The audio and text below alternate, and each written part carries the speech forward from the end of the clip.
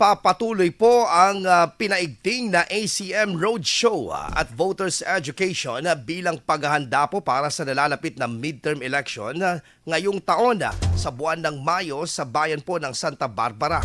Noong nakaraang taon, nakapagsagawa po ang COMELEC ng serye ng ACM Roadshow sa iba't ibang barangay po sa lugar kung saan 11 na mga barangays ang kanilang nabisita.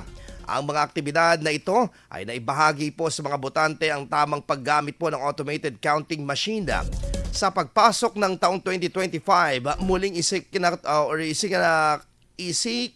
nakatuparan ang ganitong aktibidad sa Barangay Songkil noong ika-4 po ng Enero sa tulong po ng Barangay Council, CVOs at Barangay Health Workers.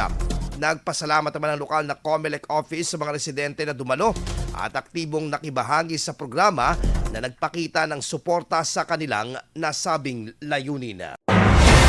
IFM News. IFM News. IFM News.